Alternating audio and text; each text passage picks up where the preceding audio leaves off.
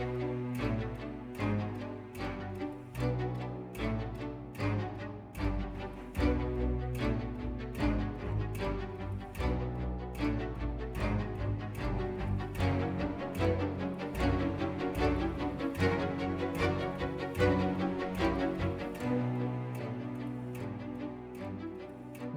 to the CHC podcast. This podcast is a ministry of the Christian Heritage Center. The ministry of the Christian Heritage Center is to honor, preserve, and learn from the heritage of godly figures in the past to better serve the church today. So thank you for joining us. I'm your host, Kyle Kirby. I am the pastor for preaching at Grace Fellowship Church in Southeast Illinois and the founder of the Christian Heritage Center. I'm joined by Brother Tim Hopp, and I'm going to go ahead and let Tim introduce himself briefly. Tim Hopp, pastor of First Baptist Church in Nixa, Missouri, just a little bit south of Springfield, Missouri. And I've been at First Baptist Nixa for going on 12 years and love all things church history, and I'm excited to be here to continue to talk about this ministry. Thanks for being with us, Tim. So in this episode today, we are going to talk about we've talked about the mission, we've talked about the identity of the Christian Heritage Center, we've talked about our core commitments, what we do, and some of the things that we will seek to do in the future, how we fulfill our mission. Today, we're going to talk about, to the best of our ability, the vision for what is to come. And so the future of the Christian Heritage Center, that will involve talking about some of the works that are underway, some of the scheduled activities that are already being implemented and will be carried out in the near future, but also, by God's grace, future initiatives and things to come that we will work towards. So we're going to discuss, really, the main idea today is where the CHC is headed, but also at the end, we'll talk a little bit about how listeners could partner with us or support us, support the ministry and be a part of it and come alongside of it in various ways. So I'll go ahead and start us out here and just kind of reviewing some of the content and resources that we've already started to produce and make available. So we've already accomplished and done several interviews. They're being edited and they will be released in the near future. One was with a medical doctor that was the same kind of medical doctor as Dr. Martin Lloyd-Jones, and he has an affinity for Lloyd-Jones, and so he speaks about Lloyd-Jones' influence on his life, his ministry, and how there's a lot of correlations between his life and that of Dr. Lloyd-Jones. So that'll be coming out soon. Also on our website, we've began releasing very short biographical narrations called Glimpses of Godly Historical Figures. So really, these are just short narrations designed for your edification, your information. They're typically 5 to 7 minutes long. And then we're nearing the completion of our pilot cohort of our 1-year pastoral ministry.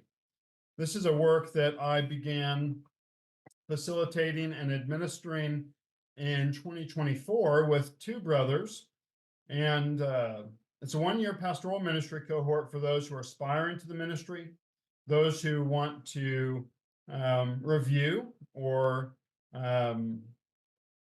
work towards reinvigorating their passion for these things, or get a fresh challenge in their life. So graduation for that pilot cohort will actually be in July, Lord willing. These 2 brothers have done great. It involved a lot of reading, a midterm project, and then a final graduation project that they will be presenting to a group on a special weekend at my church, Grace Fellowship Church, that hosts the CHC. So some planned activities that are upcoming. with regards to the Christian Heritage Center. One coming up on June 9th, the life and ministry of Dr. Martin Lloyd-Jones, an online educational fellowship. This will be aired live on Facebook, but also it is available for any that would want to participate fully via Zoom. And so if somebody joins through Zoom, they'll be there for the discussion, the interaction, they'll receive the teaching, and then there'd be prayer at the end as well. Lord willing, receiving edifying teaching. As of now, the forecast looks really good for this one. I think we'll have a really good turnout and hopefully lots of edifying discussion and interaction. So there's another one in August taught by John Miller, the vice president of Covenant Baptist Theological Seminary and a board member of the Christian Heritage Center. He'll be teaching on Lloyd-Jones and studying the Puritans. And then there's another one in November taught by Kirk Wellham, who is the principal of Toronto Baptist Seminary. And Kirk is a board member for the Christian Heritage Center as well. And his is a really important topic in my mind, paying attention to the evangelistic preaching of Lloyd-Jones. And this is a very important topic in my mind. And I'm so thrilled and thankful that Kirk is going to teach on it, because a lot of people associate Lloyd-Jones with his Romans series. I think a lot of people are introduced initially to Dr. Martin Lloyd-Jones through his expositions of Romans, which were systematic instruction or Bible teaching on Friday nights. He would not have considered that necessarily preaching. And so Lloyd-Jones preached experientially to believers and their experience, their life on Sunday mornings, but he consistently and perpetually preached to unbelievers on the Lord's Day evenings. And so Kirk is going to do a marvelous job, I'm sure, of teaching us on the evangelistic preaching and lessons that we can learn today as ministers of the gospel and as laymen in the life of the church. Do you have any thoughts on any of that, Tim? You know, I'm very interested in the evangelistic preaching of Lloyd-Jones, that particular fellowship, because I think for a couple of reasons. The first is that, you know, our setting is so vastly different than Yeah. Lloyd-Jones's. Lloyd-Jones would have a multitude of visitors at the Westminster Chapel Yeah. on Sunday evenings, and you know, businessmen and college students at his Friday night Romans lectures. Yeah. But it's just a different age, you know, a different world. We can't Yeah. imagine really advertising evangelistic preaching on Sunday evening and thinking that you know, multitudes from our community would come. Yeah. Uh, it's so it's like stepping into a different world, a Yeah. different time. But I was also thinking about a shift that happened in Lloyd-Jones's life and his Mm. approach to evangelistic preaching in the late 20s to early to mid 30s, when he was pastor in Wales. Mm. As his church experienced, you know, what he would call revival. We Mm. might we could also utilize the word revitalization, Mm. and just great things were happening in that church in Wales, his first pastorate. Mm. He began to be very much in demand as a preacher in the middle of the week. So he may Yeah. preach 4, 5, 6 times in a given week, initially all around the west coast of England, or you Mm. know, southwest coast Wales, and then throughout all of England. And so he would be traveling a lot. And so there's a story that is told in Murray's biography of Mm. Lloyd-Jones, that in Lloyd-Jones's mind, preaching evangelistically, preaching for revival, he focused upon regeneration, the doctrine of new Mm-hmm. birth, and almost exclusively. And Mm-hmm. it was his sermon would be geared towards discerning, am I born again? Have I Mm-hmm. experienced the new birth? Yeah. And somebody, an older minister, pulled him aside. I remember. Do you remember the story? Yeah, Pulled him I aside. was trying to figure out where you're going. Now I think I figured it out. Yeah, he pulled him aside and said and told him that that was a fantastic exposition of the new Mm, birth, but he didn't actually preach the gospel. yeah. And it was instructive to Lloyd Jones. He went home Mm, and considered, in humility, considered that critique mm, to say that telling men that they must be born again is true. It's mm-hmm. just not the gospel. Yeah. And so his preaching shifted Mm, from a sole focus on discerning whether or not you have received regeneration to the objective work of Christ mm-hmm. wrought at the cross. And he found that through that objective preaching of Christ at the cross, Mm, God gave new birth. mm, And that has been immensely influential in the way that I think about evangelistic preaching, uh, because I think that my natural bent would be to go where Lloyd Jones does, mm-hmm. right? Yeah. Are you born again? Yeah. Here are the characteristics of new birth, Mm, and so that your evangelistic preaching actually becomes examination preaching. mm, But faith comes by hearing, and hearing by the word of Christ. mm-hmm. And so uh, I'm sure Dr. Wellham will speak to that. I just think that it's a fascinating lesson from the evangelistic preaching of Lloyd Jones that has stuck with me for years since I Yeah. first picked up Murray's biography. Mm. Yeah, that's so good. I don't know if it was that same interaction he had with that gentleman or if it was later on, but there was another interaction which was similar where a gentleman told him, "Hey, you're giving the people too much." Mhm. And you know, you can say that one thing, but say it in three different ways and make it Right. more cohesive. And I remember he did the same thing. And again, I don't know if it was the same interaction or different, but he, in humility, he considered what the man said and he realized, I'm giving the people too much to digest. Right. And so he started simplifying his sermons and making them clearer and having a more unified theme. Hmm. And yeah, so many good lessons. So, one of the reasons that we're focusing on Lloyd Jones so much right now, initially, this work was going to be um, oriented largely around Lloyd Jones. And honestly, my passions are around Lloyd Jones, and I do a bunch of the work involved in this.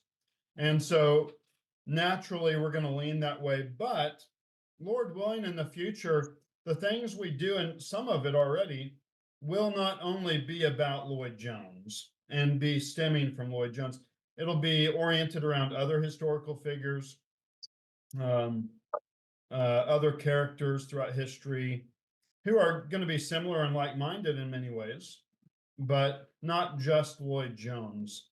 And so I do think that's an important note uh, to make note of. So really, that's what we have planned for the tentative future. Those 3 online educational fellowships. You can find more information about those on the Christian Heritage Center Facebook page. There's events posted on there. You can sign up, and then you would need to go on a Jot form and register for those, submit your email, and then you get a Zoom link, or you can just receive the teaching on Facebook and that's it. Lord willing, in the future, that'll be available on the website as well. And so you can just go to the website and find all the information you want on that. Now, we do have some other future activities that Lord willing will bear fruit and come to fruition. So one, this is something I've been working on a bit. an online roundtable on the personality and the life and the ministry of Charles Haddon Spurgeon. So an extended conversation among a variety of brothers about Charles Spurgeon and his ministry. This I believe this could be an incredibly edifying discussion. Just discussing Lloyd Jones, discussing Spurgeon. Lloyd Jones is on the brain. So, Lord willing, that will take place either in the second half of this year or early next year. And then we have another exciting work in development. And I'm going to let Tim talk just a little bit about this one. This one has to do with John Bunyan. Yeah, we're calling it Abounding Grace, which of course is derived from his famous spiritual autobiography, Grace Abounding to the Chief of Sinners. And it is an exploration of the life and legacy of John Bunyan. Might even throw in a third L there, the life literature All right, and put them. legacy of John Bunyan. But Bunyan is, if Bunyan is to me what Lloyd Jones is to Kyle, that is my particular passion project. And so there is, you know, on the one hand, Bunyan lived a fascinating life. There's so much to be learned from his perseverance through persecution, the way that he acquitted himself in theological debates, how he gave himself to the work of the ministry. But then he wrote some 60 books, and there is just a wealth of devotional material to be gained. I Some had of no those, not idea he wrote that many until you told me. yeah, not all of them are created equal. As with every author, they're not all Pilgrim's Progress, but there is certainly more than Pilgrim's Progress, and some of it is outstanding.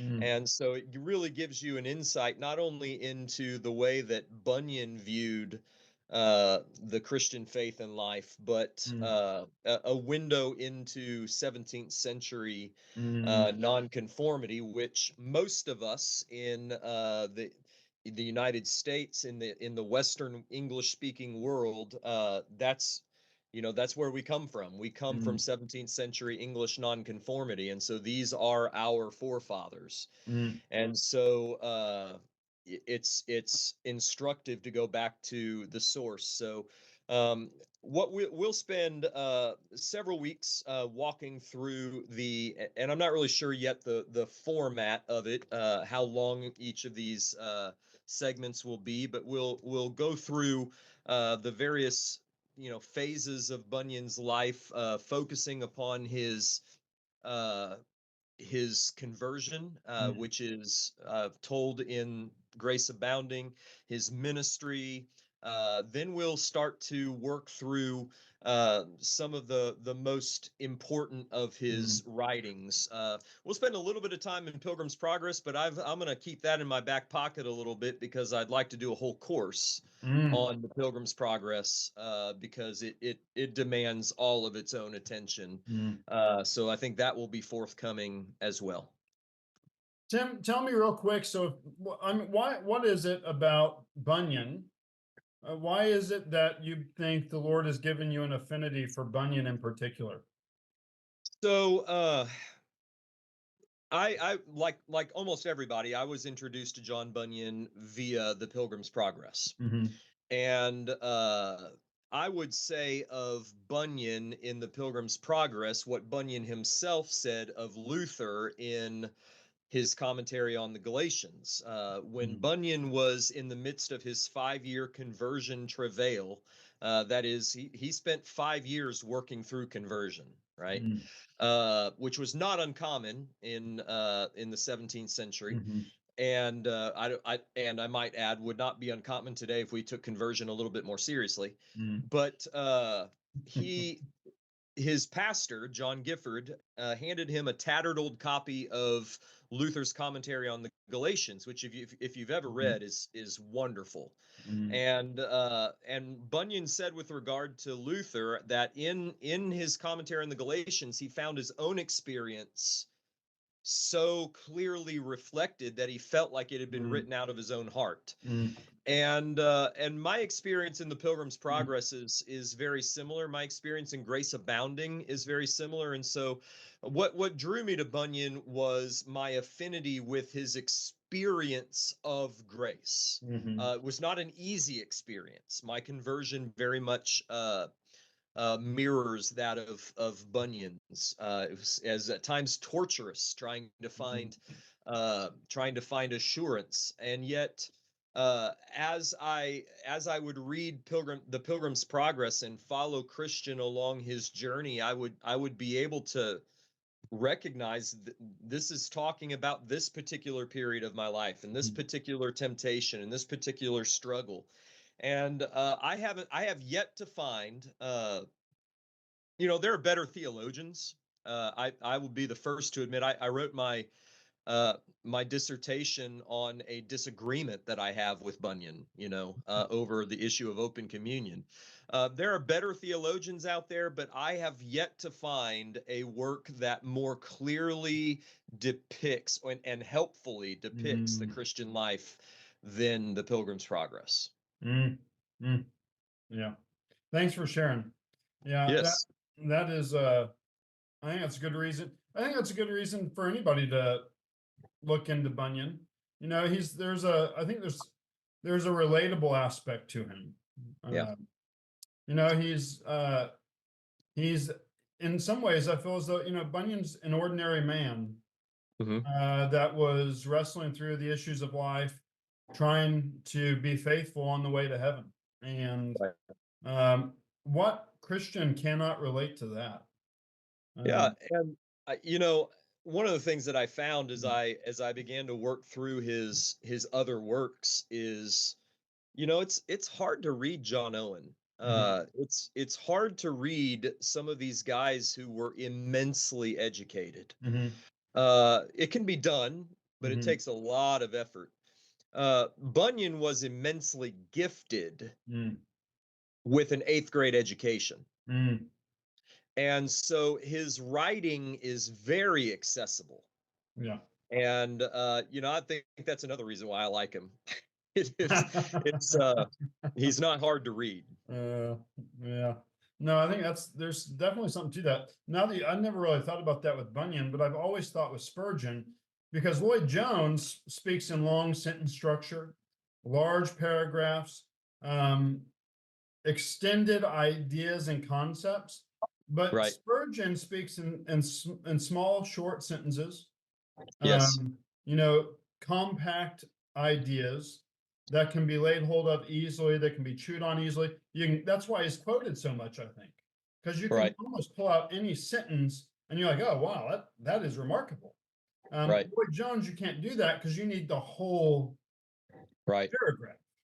And Bunyan is, now that I think about it, he is a little bit more like Spurgeon in that. Shorter, pithier, yeah, more it's more accessible. Yeah, thanks for sharing, brother. So we'd encourage anybody, where would you encourage them, real quick, where would you encourage them to start with Bunyan?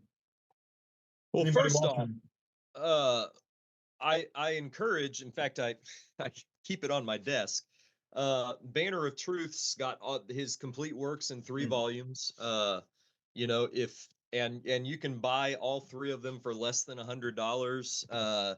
Whereas each of the what would it be, 18 volumes of his Oxford works is going to run you, over $100. So it not only is it accessible, it's affordable. Yeah. But I would start with so if you're gonna, I would start with the Pilgrim's Progress. If you haven't read anything by Bunyan, go there. After that, go to Grace Abounding. After that, go to the Holy War, and then the Holy War is this other great allegory.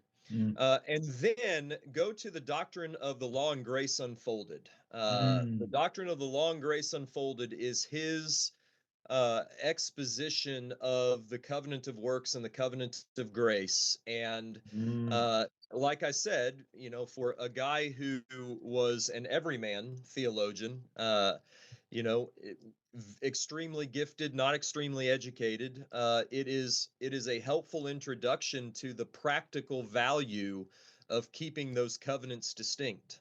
Yes, amen. Law and And gospel, folks. that's right, Two different, separate, right, distinct. Don't bring them together. right. So, all right. Thanks, Tim. Really appreciate that. So hopefully, Lord willing, maybe somebody will find Bunyan as a result of this. Um, that's the goal, right? Yep. So one other exciting potential plan for the coming days, Lord willing, in the future. I don't know exactly the timing or the format of it, but it's my intention in the future to teach an academic course on the life and ministry of Dr. Martin Lloyd-Jones. Most likely, this would be an 8-week course reviewing his life, his doctrine, ministry. Uh, so that would be an academic course. You could take it on an academic level, or if you just want to take it and audit it, it would be something that's available in that way as well. Again, there's no timeline or tentative timeline on that. So really, these are some of the plans and ideas that we have going into the future. We do, Lord willing, want to facilitate seminars and conferences as well. Again, by God's grace. And so these are plans and things we long to do, we'd like to do. We're going to work towards doing as a ministry. And by God's grace, we will do these things as He sees fit.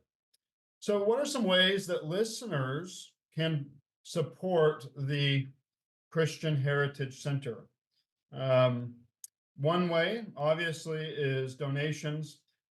If anybody's interested in donating funds to the Christian Heritage Center for this ministry, they should just email me at kyle@christianheritagecenter.us, and I can give you further instructions on what that would look like and the process for that. Another very practical, very easy way right now, because we're a new ministry and we're in such a foundational initiatory stage as a work, it's really helpful that we propagate information and news about this ministry. And so, one way of doing that is by supporting us on social media. Um, any relevant and credible ministry today is most likely going to have a social media platform. It's just the nature of the world and how it works. And so, if you'd be willing to support us on our Facebook page, we're not on Twitter or anything else yet. But if you'd be willing to support us on our Facebook page by liking, sharing, following our stuff, sharing our stuff, it would be incredibly helpful. And so we'd be very appreciative of that. Also, if you go on our website or if you go on the Facebook page, you'll find a link to subscribe for a newsletter and to receive information about the updates and opportunities that we'll be facilitating and offering in the future. So those are some real practical ways that you can support it. Another way is just going on our website and exploring it. We're adding a bunch of articles actually today, and this weekend we'll have several other things going up. We've got some great men that have been willing to, they've given us permission to share relevant articles, and really thrilled about that. Very grateful for them. The biggest way that you can support us as a ministry is if you would pray for us, if you would intercede on behalf of this work, ask the Lord on behalf of the Christian Heritage, if you believe in the ministry that we are doing, if you believe in honoring, preserving, and learning from the heritage of godly figures in the past to better serve the church today, and you think we need more of the past today for the good of the church, then I would highly encourage you, and I would implore you to pray for us, to pray for this work. Ask the Lord to bless it and to sustain it, to preserve it. Ask the Lord to provide for this ministry, that He would establish it, that He would see that it functions and operates well, but also that He would cause it to be nourished and to thrive for His kingdom and for His glory, for the good of the church. So really, that's our greatest desire. Our greatest need is that faithful saints all over would lift up this work, and those involved in the work, that the church might be benefited and blessed, and that God's name might be exalted and glorified more and more. So you can find us on Facebook, our website, christianheritagecenter.us. Tim, do you have any closing thoughts here before we come to the end of this? I'm excited about what's coming up and what's coming up soon. I wasn't I wasn't fully aware of the online fellowships that are soon to come down the pike. So I'm excited about those, and I look forward to all of these things that you've mentioned. I think it's going to be a good first few years. I'm real excited about it. I can sign you up for the one on Monday if you want. I've got your email. That's true. Oh man. So, yep. Well, everybody, thanks for joining us. If anything that you've heard or said, anything you've heard or we have said has resonated or piqued your interest, we would really encourage you to follow us and join us in this work. Connect with us. Again, christianheritagecenter.us. You'll find resources, some updates, and in the future, ways to partner with us, or you can email me. I've already mentioned that. Until next time, friends, let's honor, preserve, and learn from the heritage of godly figures in the past to better serve the church today. Thank you so much. Blessings.